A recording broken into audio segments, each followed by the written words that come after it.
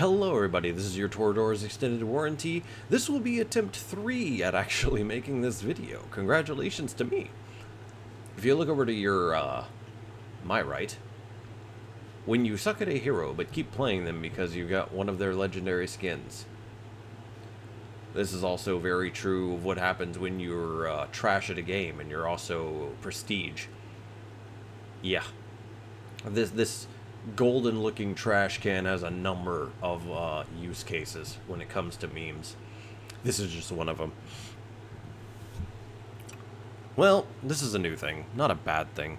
I'm going to be scripting now and again going forward, mostly to keep my thoughts in order, partially to shorten my content. I will see if it works out. Today's topic is going to be a pain to shorten. Honestly, it's a topic I will end up having to cover in the future. Recently, there was some election victories for the DSA, the Democratic Socialists of America. Normally, here's where I would go on a tirade about how stupid and vile communists and socialists tend to be, but not today. I don't really need to. One of the people that won their election is a woman by the name of Daraliza Avalia Chevalier. She is the founder of an organization by the name of CUAD. The organization's stated goal, i.e. their mission statement, I kid you not, the eradication of Western civilization. That is a direct quote. You can see it right here. A picture that will likely be purged from her accounts so that she can claim ignorance. And we're going to read this. We are Westerners fighting for the total eradication of Western civilization. Eradication is a very strong word. And you'll see how serious she is by the second comment. We seek community and instruction from militants in the global south. Yeah. These people unironically want violence, and they're taking advantage of the fact that we just allow them to do things. We don't put people in prison the way that we used to because we're a caring country. Yeah, stop caring as much. These people are violent, sociopathic terrorists, and we need to be rid of them. Anyways. Now, you might not like the provider of this tweet. You don't have to. The statement is real, and it will be archived. The fact of the matter is, and I don't even have to say this, Asmongold called this out recently. Democrats actively wanted to court Marxists because they crave power more than almost anything else in the world. And much like in Lord of the Rings, because it's always Lord of the Rings, they thought they could control that power. And just like in the movies, it was but a pipe dream. Now, the Democrats are not willing to go full commie in most cases, but the people joining their side are not nearly as afraid. They have invited illegals in, they have invited people actively hostile to the United States, and people that typically will vote Democrat. We'll say that this system is the system working. Okay, and yet you have issues with the current admin that was elected by both popular vote and electoral college. Tell me you don't believe in what you're saying without telling me. That's the point though, isn't it? Lie, cheat, and steal for power, and then demand people follow their own morals beyond a T, while you go with no morals whatsoever, all with the goal of gaining absolute power. A bunch of tyrant Marxists? Color me shocked, except I'm not. That is what Marxists are. They're liars with a fantastic PR game. A really, really fantastic PR game. Because often the talking heads that are the priests of the movement, so to speak, are typically charismatic, and they are phenomenal actors. They will actively lie to your face, then quite literally blow your head off the moment your usefulness reaches its end. Okay, comrade, against the wall. No free healthcare for you. You danger to country now. You go bye-bye now.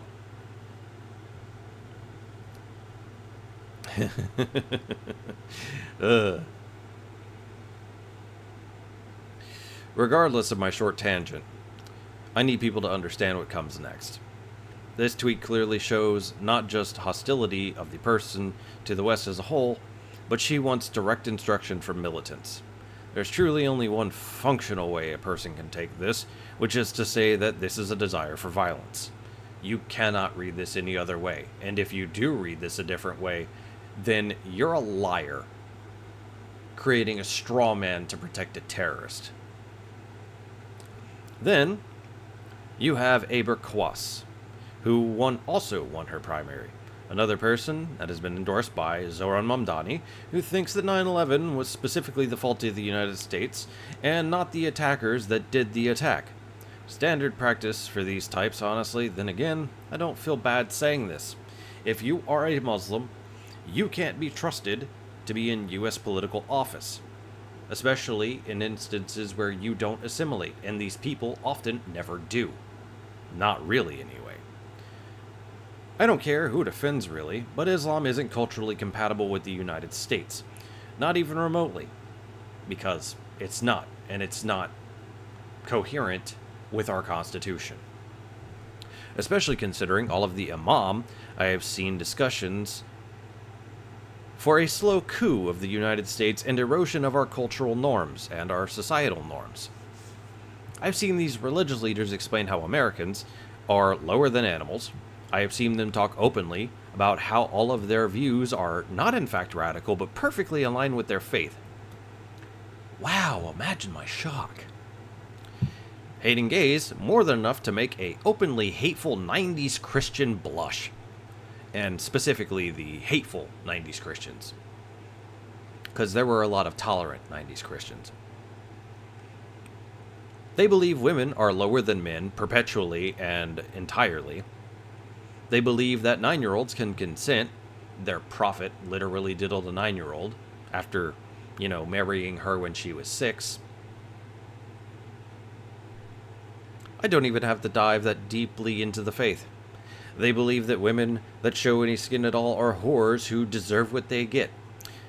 These people expose who they are. Let's show you exactly what I mean.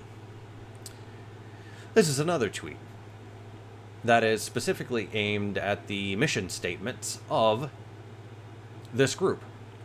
This action is the first of many. We will not stop until the university fully divests from all forms of settler colonial violence.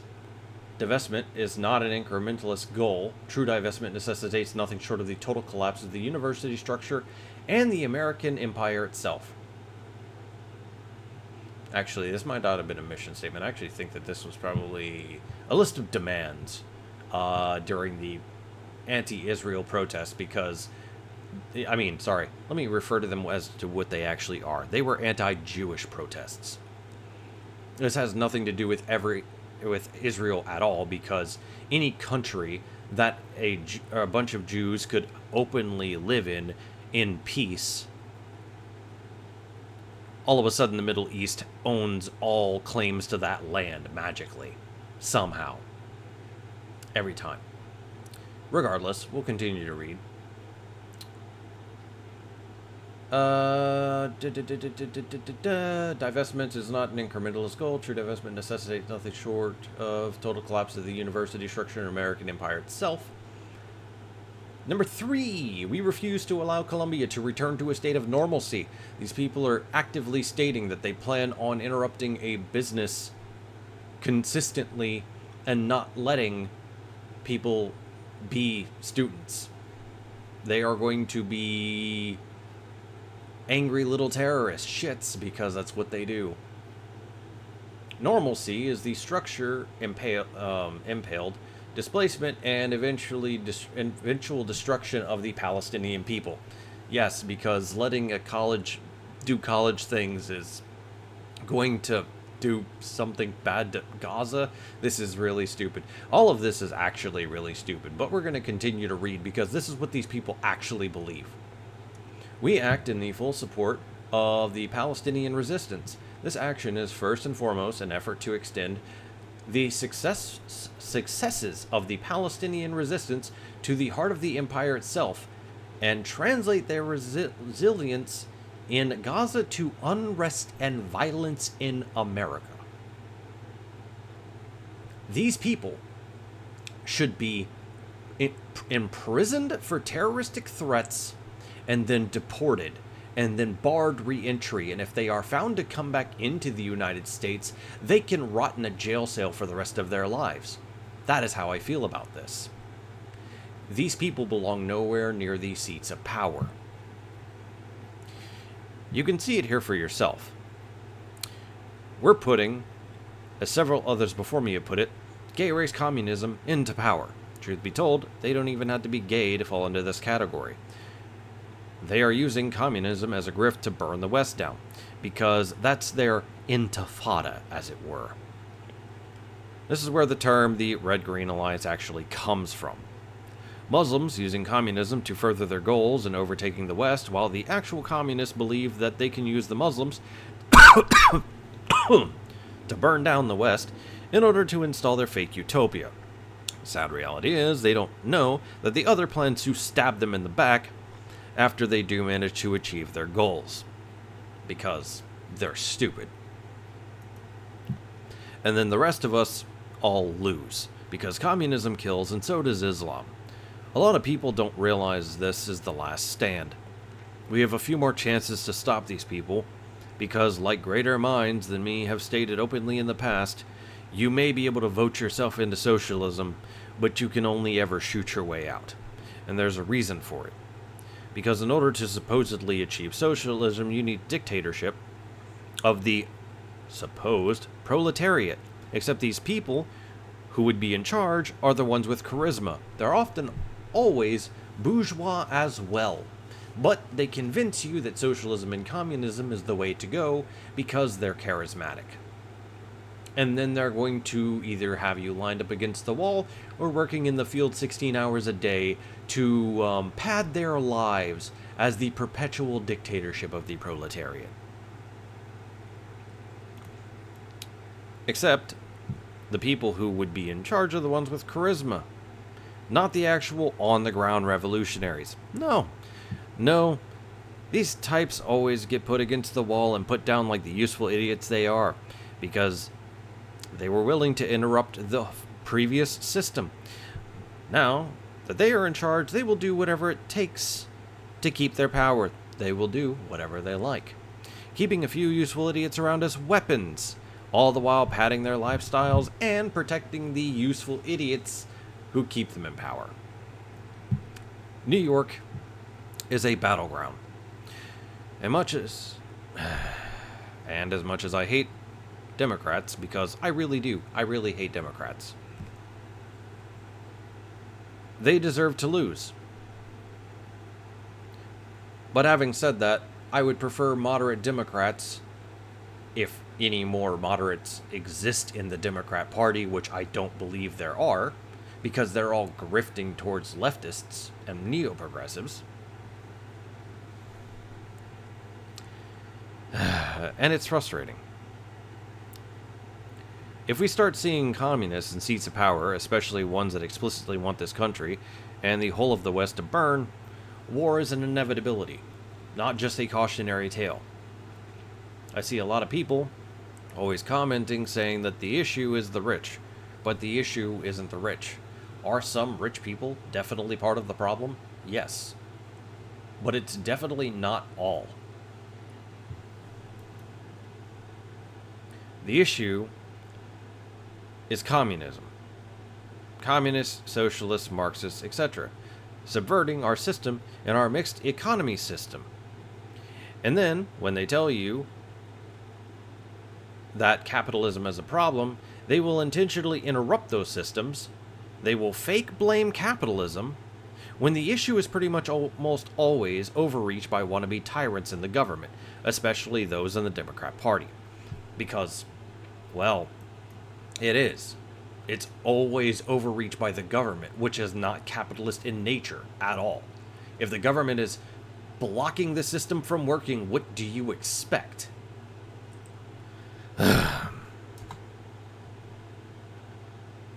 As a parting gift, let me show you a video that has been circulating for years. Believe it or not, this video is the reality. As we can clearly see, Marxists have been an issue for years, and the intention has always been the eradication of the United States and the broader of the West. In 1943, the following directive was issued from party headquarters to all communists in the United States. It read, "When certain obstructionists become too irritating, label them after suitable buildups as fascist or Nazi or anti-Semitic, and use the prestige of anti-fascist and tolerance organizations to discredit them. In the public mind, constantly associate those who oppose us with those names which already have a bad smell. The association will, after enough repetition, become fact in the public mind." And he's right.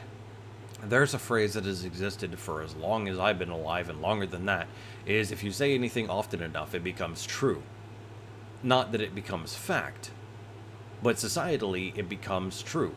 Because what you're doing is you're constantly pushing something under the table. You are soft feeding people under the table, a little bit at a time, a little bit at a time, a little bit at a time. And eventually, even if they don't believe it, they come to believe it because it has existed for as long as it has. And as everyone has said it, so it must be true type of thing.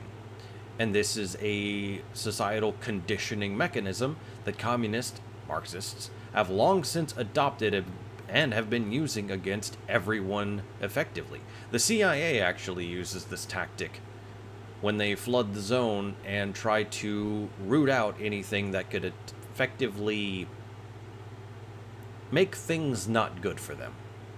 Anyways, I plan to leave 3 videos in the description of this video. 2 discussing this topic, and 1 by a USSR defector named Yuri Bezmenov. He's extremely insightful, and his warnings are needed to understand in modern day.